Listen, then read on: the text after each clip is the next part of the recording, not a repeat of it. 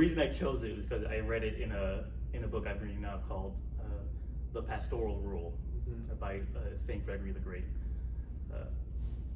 In short, it's an allegory, or he sees it as an allegory.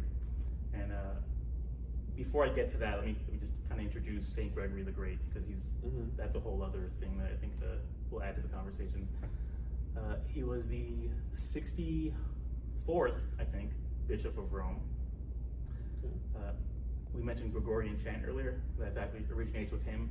He made a lot of reforms in the liturgy. I think he's one of the four great Latin doctors. Yes. Alongside with Augustine, Ambrose. That's right. And I think there's a one, Jerome. I think Jerome, yeah.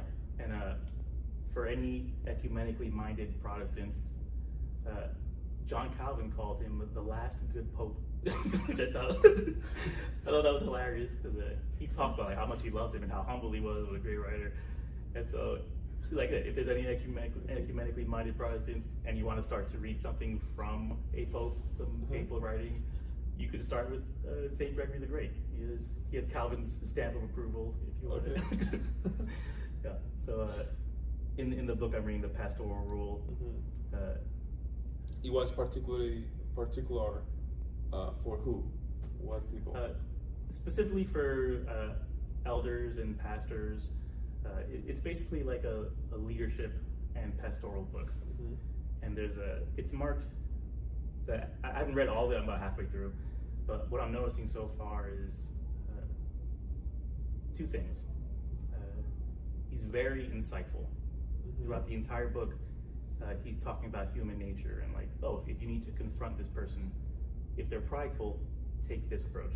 If they're very meek but have strength in order, take this approach. Like, he's constantly classifying people in a good way. Like, if you can solve this issue by just mentioning to them that you know about this transgression, this kind of person, he'll repent.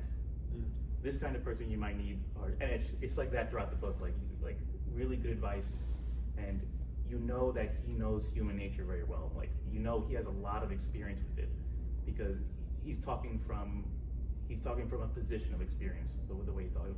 And as you're reading, you're like, he's describing me here. I'm the kind of person who has this issue with authority, or or I know someone who he's describing very well. And so, of the two things, that's one. He's very insightful with human nature.